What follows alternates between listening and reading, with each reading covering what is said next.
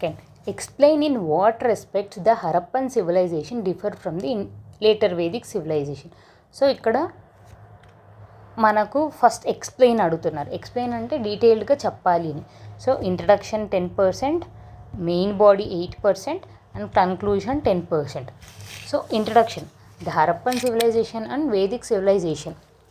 Harappan and Vedic civilizations are two important ancient civilization that existed.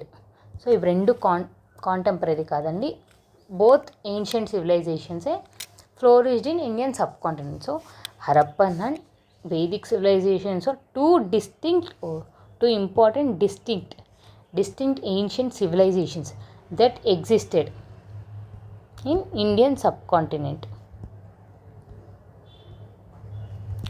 during different phases or periods. While Harappa between 2600 BC to 1900 BC,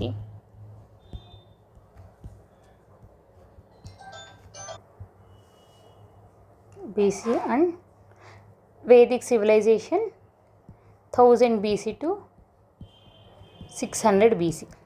so introduction చూడండి, క్లియర్గా ఉండాలి. Introduction main అండి, because first focus చేసేది introduction మీద. So Harappan civilization and Vedic civilizations are two distinct ancient civilizations that existed in Indian subcontinent during different phases. Indus Valley civilization between 2600 BC to 1900 BC and later Vedic civilization flourished between 1000 BC to 600 BC. ఇప్పుడు main బాడీకి enter అవుదాం. Explain in what respect the Harappan civilization differed. So difference అడుగుతున్నారు Harappan సివిలైజేషన్కి. So హరప్పన్కి later Vedic సివిలైజేషన్కి difference. మీరు కొంచెం mains answer writing కాబట్టి క్లీన్గా రిప్రజెంట్ చేస్తే బెస్ట్. సో మెయిన్గా first geographically Harappan civilization is north west part అండి. ఇది north west and north east part also. So larger part than compared to Harappan civilization. So first మీరు ఎప్పుడన్నా question answer చేసేటప్పుడు జియోగ్రఫికల్గా, పొలిటికల్గా, సోషల్గా, రిలీజియస్గా, సో జియోగ్రఫికల్గా, పొలిటికల్గా, రిలీజియస్గా, ఎకనామికల్గా, ఆర్ట్ అండ్ ఆర్కిటెక్చర్, లాంగ్వేజ్ పరంగా, script ఏమేమి ఉన్నాయి. సో ఫస్ట్ డివైడ్ చేసుకోండి. జియోగ్రఫికల్గా డిఫరెన్స్ చూద్దాం, పొలిటికల్గా వీళ్ళు ఎలా ఉన్నారో డిఫరెన్స్ చూద్దాం, రిలీజియస్ అంటే సెక్యులరా, వైష్ణవైట్సా, శైవైట్సా, జైనిజం ఫాలో అయ్యారా, అలా hierarchy. Social in sense gender equality అనేది ఉందా లేదా, లేక వర్ణ సిస్టమ్ ఏమైనా క్యాస్ట్ ఇంట్రడ్యూస్ చేశారా అని. ఎకనామికల్గా అంటే ట్రేడ్ అండ్ కామర్స్, ఇంటర్నల్ ట్రేడే ఉందా, ఎక్స్టర్నల్ యూరోపియన్స్తో ఏమైనా ట్రేడ్ ఉందా, ఆర్ సిటీస్ ఏమైనా ఎస్టాబ్లిష్ అయ్యారా.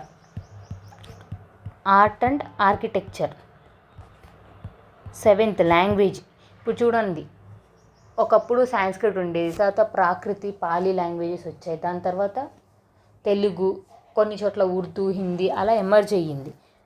సో జియోగ్రఫికల్గా, పొలిటికల్గా, రిలీజియస్గా, సోషల్గా, ఎకనామికల్గా, art and architecture and language, and if possible ఇన్ఫ్రాస్ట్రక్చరల్గా కూడా. ఇన్ఫ్రాస్ట్రక్చర్ అంటే సెంట్రలైజ్డ్ ప్లానింగ్గా ఎలా పడితే అలా ఉందా అని. సో జియోగ్రఫికల్గా Harappan north west, later Vedic civilization north west and spread across the Indian subcontinent. పొలిటికల్గా హరప్పన్ ఈజ్ సెంట్రలైజ్డ్. ఎందుకు సెంట్రలైజ్డ్ అంటున్నారు అంటే, మీరు ఎక్కడికన్నా వెళ్ళి చూడండి, హరప్పన్, మోహన్జదారో, కాళీబంగన్ అన్ని ప్లేసెస్ ఒకేలాగా ఉంటాయి. So maybe some central administration ఉండేది కాబట్టి అలా ఉంది అని అంటుంటారు. And later Vedic civilization decentralized. Religious, secular. మీరు పాసిబుల్ ఎగ్జాంపుల్స్ మెన్షన్ చేస్తే వీళ్ళకి చాలా నాలెడ్జ్ ఉంది, కరెక్ట్గా చెప్తున్నారు అని. ఇఫ్ పాసిబుల్ ఇక్కడ ఒక చిన్న మ్యాప్ కూడా డ్రా చేసి చూపించండి. సెక్యులర్ ఎందుకంటే మనకి ఇక్కడ పశుపతి సీల్ దొరికింది, మదర్ గాడెస్ ఐడియల్ దొరికింది. So both male and female యొక్కవి సింబల్స్ కనిపించాయి కాబట్టి లార్జ్లీ సెక్యులర్. అండ్ ఇక్కడ మనం లేటర్ వేదిక్ వేదాస్ రాయడం అవన్నీ ఇక్కడ నుంచే స్టార్ట్ అయ్యాయి కాబట్టి highly religious, spiritual in nature, highly spiritual అండి. అశ్వమేధ యాగ, వాజ్పేయి యాగ ఇవన్నీ చెయ్యాలి, యాగాలు చేయడం ఎమర్జ్ అయ్యాయి. సోషల్ హైరార్కీ, ఇక్కడ ఇగాలిటేరియన్ సొసైటీ, జస్ట్ సిటాడల్ యొక్క డివిజన్ ఉంది అంతేగాని ఇగాలిటేరియన్, అందరూ ప్రాస్పరస్గా ఉండేవాళ్ళు. క్యాస్ట్ సిస్టమ్ అనేది హరప్ప సివిలైజేషన్లో మనం చదవలేదు. అదే ఇక్కడికి వచ్చేసరికి స్టార్ట్ అయింది వర్ణా సిస్టమ్. లేటర్ వేదిక్ సిస్టంలో 4-fold varna system has started. Trade and commerce, yes మనకు హరప్పన్ సివిలైజేషన్ సుసు అని కొన్ని చూసుంటారు. ట్రేడ్ ప్రాక్టీసెస్ మెసొపొటామియా అదే ఈజిప్టియన్స్తో మనకు ట్రేడ్ ఉండేది అని ఎవిడెన్స్ ఉన్నాయి. అదే later Vedic civilization no, we did not find any some inscriptions or anything. So less trade or no trade. Art and architecture, ఇక్కడ మనం ఏం చూసామండి, ఆర్ట్ అండ్ ఆర్కిటెక్చర్ అంటే ఖచ్చితంగా టెంపుల్సే ఉండాలని కాదు, అది ఏ చిన్న వస్తువు అయినా, ఒక పాటరీ కానీ ఒక సీల్ కానీ. ఎస్ మనకు సీల్స్, పశుపతి సీల్ దొరికింది, డాన్సింగ్ అదే డాన్సింగ్ లేడీ, బ్రాంజ్ యొక్క డాన్సింగ్ పాటరీ, పాట్స్ కూడా, స్కల్ప్చర్స్, గ్రేట్ బాత్. సో వీళ్ళు ఆర్ట్ అండ్ ఆర్కిటెక్చర్లో బాగా ఫ్లోరిష్ అయ్యారు. అదే లేటర్ వేదిక్ సివిలైజేషన్లో no, we did not find anything. Language, ఇక్కడ ఏ లాంగ్వేజ్ మనకు తెలియదండి, ఫీడన్ లాంగ్వేజ్ అంటారు, బట్ నాట్ ఎట్ డెసిఫర్డ్. ఇప్పటికీ కష్టం, ఎందుకంటే అవి పిక్చర్స్తో ఇలా రిప్రజెంట్ చేసి ఉంటాయంట. అదే ఇక్కడైతే Sanskrit has been emerged. Primary language.